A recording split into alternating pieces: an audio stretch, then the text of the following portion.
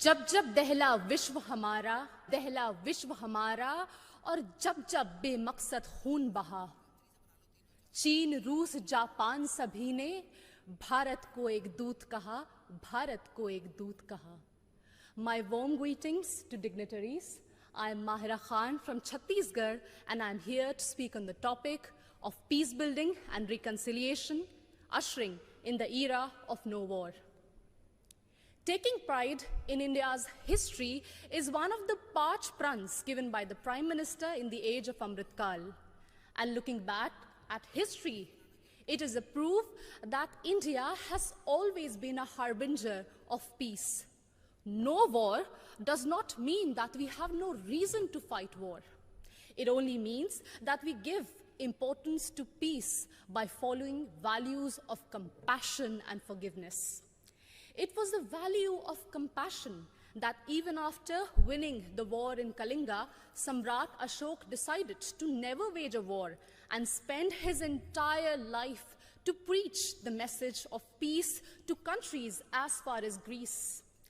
It was the value of forgiveness that even after the British sent our soldiers to world wars and our farmers to famines, Mahatma Gandhi still chose ahimsa and satyagraha for independence. Taking inspiration from India, Nelson Mandela also chose to forgive the apartheid regime in South Africa.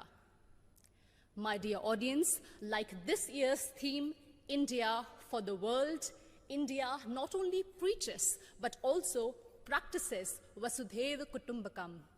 In India's G20 presidency, we advocate for a multilateral world in which no one country dominates another country. When China dominated Indo-Pacific, India rushed to help and support ASEAN countries. It acted east. When Sri Lanka needed loans, India was the first to give assurance to IMF. It showed that we believed in neighborhood first. And when Turkey, Syria were hit by deadly earthquakes, India rushed for their aid. It showed our brotherhood.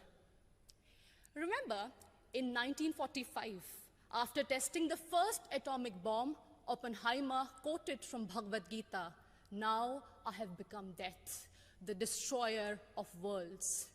And soon after that, the bombings in Hiroshima and Nagasaki, it was proved that the world does not need a war for peace, but it only needs one war, and that is the war against war itself, exactly what Mahatma Gandhi used to preach.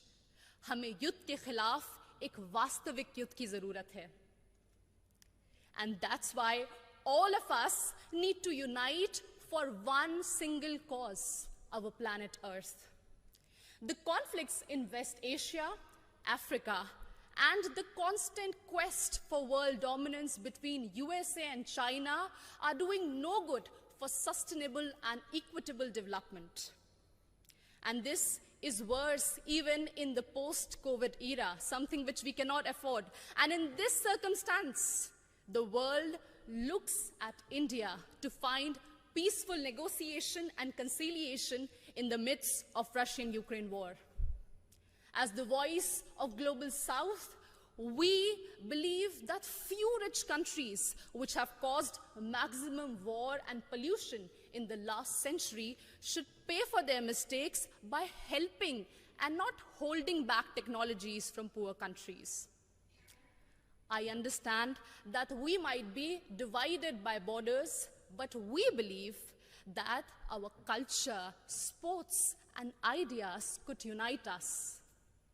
And in this condition, the world looks at International Solar Alliance for an equitable solution to green energy transition. Our jawar, bajra, and ragi are being celebrated as superfoods in the world today. And the world looks at Ayush for a healthy lifestyle. My dear audience, when one youth from Naxal-affected area of Abujmar in Chhattisgarh can strive and participate in international football, it inspires so many of us to strive for a home that is free of conflict and full of opportunities and growth. In us, In each of us lies immense ability to solve any internal or external conflicts through peace, passion and compassion. बढ़े चलो यही निदाए वक्त है, ये कायनात, ये ज़मी, ये कहकशा का रास्ता, इसी पे गामज़न रहो, अमन की राह पर चलो. Thank you so much.